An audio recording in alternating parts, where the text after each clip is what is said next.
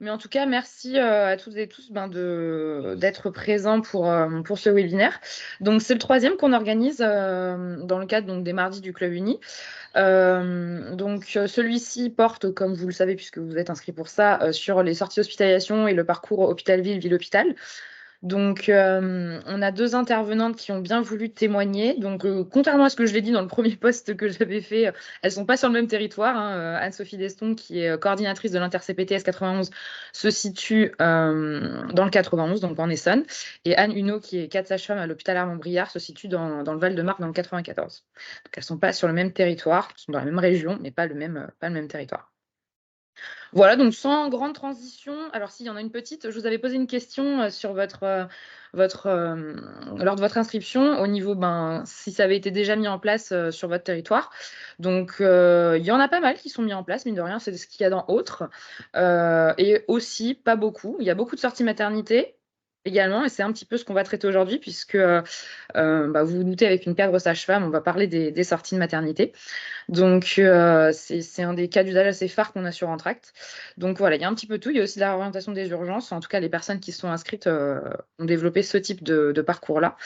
Donc, on ne va pas forcément l'évoquer aujourd'hui, mais c'est aussi des choses qui se font sur Entracte. Voilà, écoutez, ma foi, on va pouvoir démarrer. Madame Huneau, si vous êtes prête, je vous laisse présenter votre structure, votre territoire et votre parcours. Oui, bonjour à toutes et tous. Donc, je suis Anne Huneau, sage-femme cadre à la maternité Armand-Briard à Nogent-sur-Marne. J'exerce ici depuis 5 ans maintenant. Au préalable, j'étais plutôt dans l'ouest parisien, à Saint-Cloud, Puy-sur-Aisne, à l'hôpital Foch. Donc, notre maternité, on est sur une maternité niveau 2A, donc avec une unité de néonatologie, avec 6 berceaux dans l'unité 6 chambres kangourou, et on est sur un volume d'accouchement à 1750 à peu près par an. On a eu une baisse ces derniers temps, un petit peu comme tout le monde, mais en plus majorée par 2 départs à la retraite de praticiens, d'obstétriciens, qui n'ont pas été remplacés immédiatement. Donc on a effectivement dans notre bassin de population des habitantes du 94 évidemment, mais aussi du 93 et du 77, puisqu'on est limitrophe de ces 2 départements, et on a quelques patientes également de Paris, notamment du 12e arrondissement. Donc on utilise Entracte depuis quasiment mon arrivée, donc depuis fin 2019. En fait, on a été obligé de mettre en place une autre alternative au système Prado un peu du jour au lendemain. C'est-à-dire qu'un vendredi, la conseillère Prado m'a dit, en fait, lundi, je ne serai plus là parce que la période de Covid arrivant, elle était départée sur d'autres missions. Donc, on a dû trouver un peu en urgence une solution autre. Alors, on a été aidé par la CPTS de notre territoire, avec qui on avait commencé à nouer un partenariat, et la coordinatrice de la CPTS était sur place dans l'établissement plusieurs jours par semaine. Donc ça a été assez facilitant pour nous. Donc, la CPTS avait ce logiciel à nous mettre à disposition. Pas gratuitement, mais bon, à nous mettre à disposition quand même. Et donc, on a tenté et on en a été très rapidement satisfait. Et on l'utilise toujours actuellement. Donc, on l'utilise principalement pour les sorties de maternité, effectivement, puisque depuis la période Covid, on est toujours resté sur des sorties précoces. Donc, on est sur un séjour de 48 heures pour des voies basses, voire 72 heures, et 72 heures pour une césarienne. Donc, en fait, c'est bien rodé maintenant. On a un panel de sages-femmes assez large inscrites. Donc, pour ces inscriptions, la coordinatrice de la CPTS qui était sur place a fait quand même un gros travail.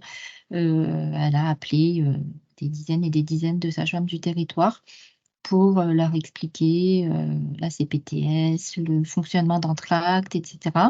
Et donc, petit à petit, le panel de sages-femmes libérales inscrites a augmenté. Donc, ce sont les sages-femmes de salle de naissance qui, après l'accouchement, envoient la demande sur Entracte en mettant une date de sortie approximative, évidemment, de par les estimations. Si la patiente était déjà suivie par une sage-femme pendant la grossesse, pour les cours de préparation à la naissance ou pour un suivi autre, elle renseigne l'identité de cette sage-femme si elle est dans Entracte et elle va être prioritaire pendant les 12 premières heures, me semble-t-il. Donc, ça va être la seule à recevoir la notification de prise en charge et donc elle pourra candidater en priorité pour la continuité des soins, évidemment, puisque quand une patiente est déjà suivie, l'idée, c'est que ce soit la même sage-femme qui fasse le suivi de maman et bébé au retour à domicile après la sortie de maternité pour une meilleure continuité des soins. On l'utilise également pour donc après, ce sont les sages-femmes de suite de couches qui retournent sur l'application et qui voient le degré d'avancement avec les sages-femmes qui se positionnent. Normalement, les sages-femmes envoient ensuite systématiquement un petit SMS à la patiente en disant qu'elles se sont positionnées pour leur prise en charge, qu'elles veuillent bien confirmer le jour de sortie. Et voilà, si besoin, nous, on peut transférer les coordonnées aussi, mais globalement, ça se passe plutôt bien sans avoir besoin de beaucoup intervenir. On a élargi nos prises en charge aussi un petit peu pour les patientes qu'on hospitalise en grossesse pathologique et qui ont besoin d'un suivi ensuite à domicile par une sage-femme libérale. Donc voilà, on l'a élargi pour ça aussi, ça fonctionne aussi plutôt bien. On peut faire des demandes également quelquefois pour des infirmières, notamment quand ce sont des césariennes qui sortent. Donc pour les soins de cicatrices, quand ce sont des patientes qui habitent par exemple un peu au fin fond du 77 où là on a un panel de sages-femmes un peu plus limité, on peut faire une demande infirmière pour tout ce qui est soins de cicatrices pour éviter à la patiente de revenir. Voilà, et dernièrement on avait tenté de faire une demande pour l'entretien prénatal précoce pour toutes nos patientes dès le rendez-vous d'inscription. Mais ça n'a pas très bien fonctionné, donc peut-être qu'on réessayera un petit peu plus tard. Voilà, on est en lien avec les personnes ressources d'Entracte pour essayer de voir les quelques problématiques qu'on avait et puis on réessayera peut-être un petit peu plus tard. L'idée, c'était de pouvoir mettre en relation au plus tôt chaque patiente avec une sage-femme libérale proche de son domicile et cette sage-femme assurer ainsi le suivi à domicile après au retour de maternité. Voilà, c'était un petit peu dans la continuité du plan des 1000 premiers jours avec l'idée de la sage-femme référente de la grossesse. Mais voilà, ça c'est plutôt en cours. Je crois que je vous ai tout dit. Je suis à votre disposition si vous avez des questions. Super, merci beaucoup. Les questions, si ça vous va, on les garde à la fin, sauf vraiment si vous avez peur de les oublier et que vous voulez absolument la poser maintenant. Sinon, on les posera à la fin parce que c'est vrai que les 2 parcours, voilà, sont sur la sortie de maternité. Bon là, vous allez avoir la vision de la ville plutôt, mais du coup, ce sera peut-être une question, voilà, il y aura peut-être la réponse, juste après. Donc, on va enchaîner avec le second témoignage et la partie question, ce sera juste après du coup. Hop.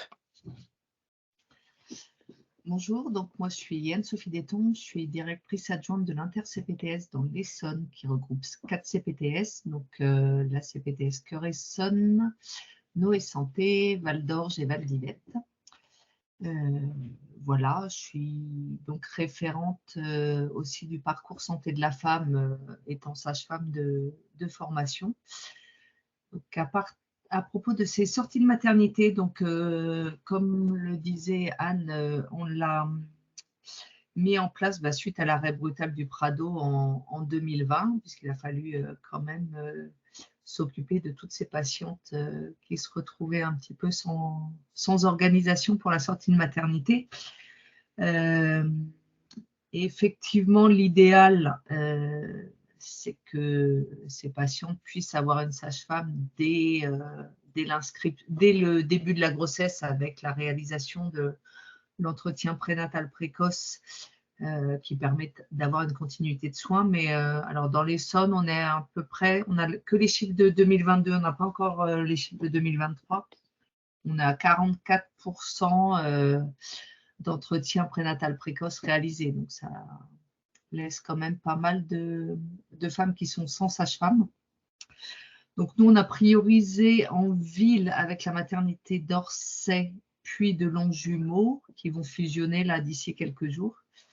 Les sages-femmes, les patientes qui étaient sans sage-femme déjà connues. Donc voilà, on s'est plutôt focalisé là-dessus parce que contrairement, on n'a pas de personnel attitré au sein de la maternité, c'est les sages-femmes des services de suite de couches qui, en plus de tout le reste, s'occupent des déclenchements en tracte. Donc c'est vrai que c'est une surcharge de travail supplémentaire. Puisqu'avant, dans le Prado, c'était quelqu'un qui se déplaçait dans les maternités pour s'occuper des sorties de maternité. Donc voilà, c'est les sages-femmes de la maternité qui font les déclenchements avec un délai de réponse en règle générale de 12 heures. Voilà, on a un taux d'acceptation, je crois que c'est sur la diapo suivante, qui est plutôt pas mal, 76% pour Orsay et 59% pour Longjumeau. Alors ce chiffre pour Longjumeau est sûrement en lien avec le fait que c'est mis en place que depuis la fin de l'année 2023. Donc c'est assez récent. Sur les territoires, on est en plein rodage, quoi. Donc voilà. Donc c'est les sages-femmes de suite de couches par contre qui font les déclenchements, donc entre J0 et J1. L'idée, c'est qu'il y ait donc une visite à domicile qui soit faite dès le lendemain de la sortie de la maternité. Alors pour essayer de motiver un petit peu les sages-femmes de ville, donc nous, ça représente sur nos territoires à peu près une quarantaine de sages-femmes environ. On les indemnise quand elles prennent en charge une patiente, à condition, parce que le but c'était d'améliorer le lien ville-hôpital, à condition qu'elles mettent le compte-rendu en fait, des sorties de maternité sur Entracte, de manière à ce que l'hôpital puisse y avoir accès aussi en cas de réhospitalisation, retour aux urgences ou quoi que ce soit. Donc, voilà, donc il y a un compte-rendu qui est mis dans le cahier de liaison Entracte. Voilà. Quelles sont les problématiques que l'on a pu rencontrer ou les axes d'amélioration? Donc, les problématiques, on a pas mal de patientes, souvent en sortie de maternité, qui se rendent dans le domicile familial, chez leur mère, ou, voilà, donc des fois des territoires qui sont assez éloignés. Donc là, la prise en charge est plus compliquée quand c'est sur des autres départements qui ne sont pas couverts. Voilà. On a travaillé au niveau du département de l'Essonne sur une fiche de liaison commune entre les hôpitaux, la PMI et les CPTS sur une sortie de maternité, aussi pour faire le lien avec le médecin traitant pour le suivi du nouveau-né. Donc ça,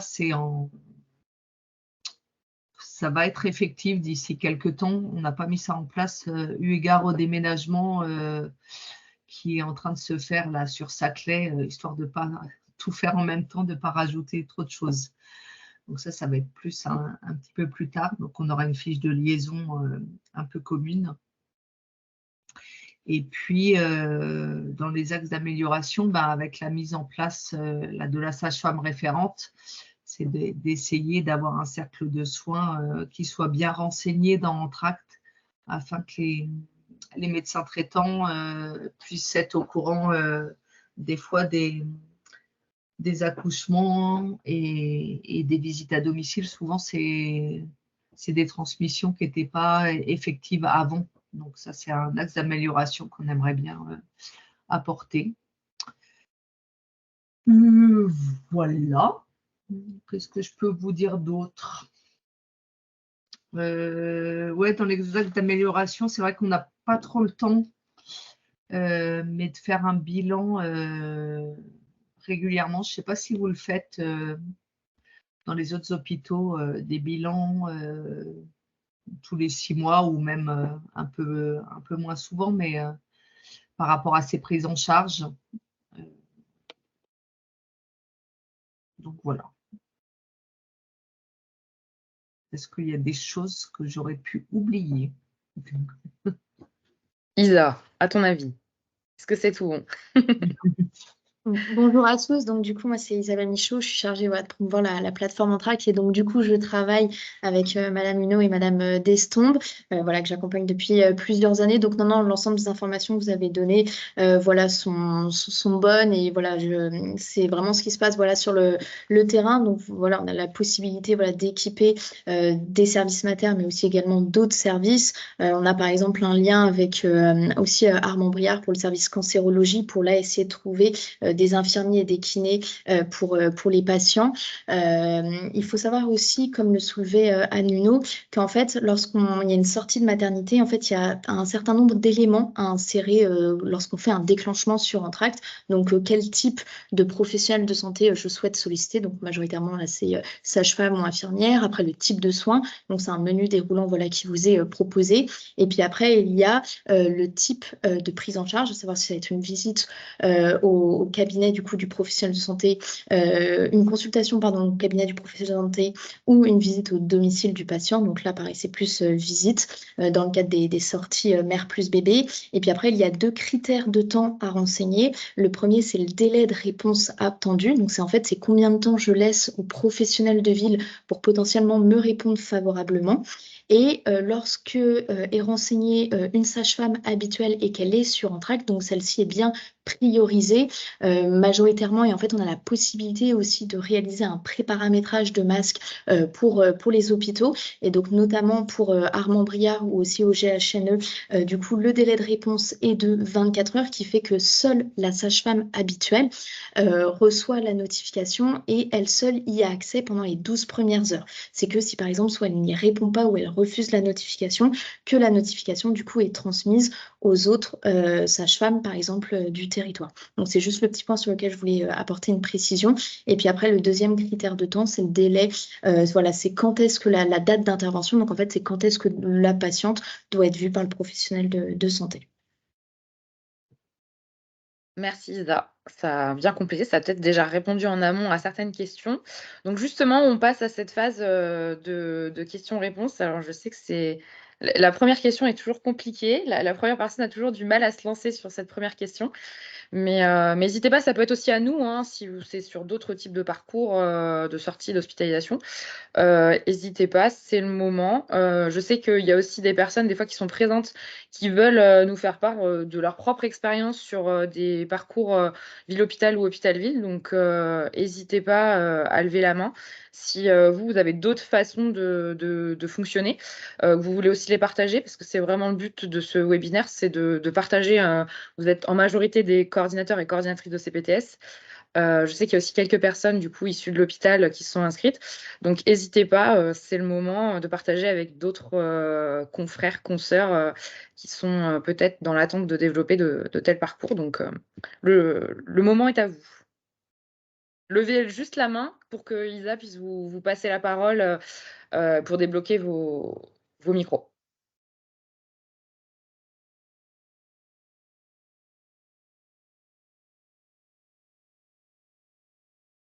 Sinon, c'est que les parcours ont été super bien expliqués. Ah, il y a une main, je ne sais pas si... Hop, est-ce que moi je peux le faire tout. Je vois qu'il y a... Hop, alors je vois que...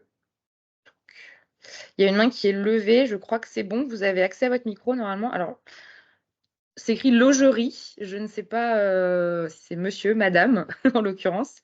Normalement, vous avez accès à votre micro. Vous pouvez poser votre question. Il faut juste que vous l'activiez de votre côté. Parce que je pense que vous l'avez bloqué, vous, de votre côté, parce que nous, on vous a donné l'autorisation.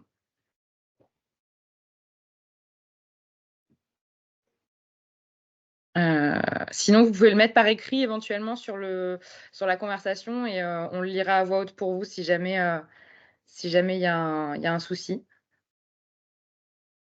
Ah voilà, je vois que la personne est en train d'écrire. Très bien.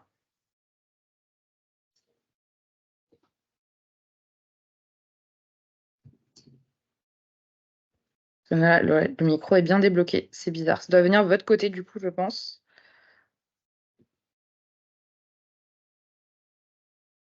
Ok, donc bon, pour ceux qui ne voient pas ce qui est écrit, c'est que je suis infirmière libérale et pilote d'un projet CPTS. Ça marche. Est-ce qu'on a des CPTS dans les Yvelines? Donc ça, c'est plutôt une question pour Isabelle, du coup.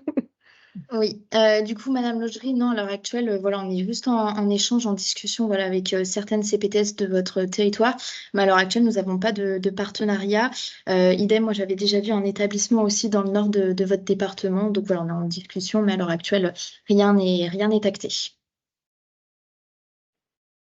Mais du coup, ne tient qu'à vous de démarrer un partenariat avec nous. Peut-être des questions pour nos intervenantes, du coup.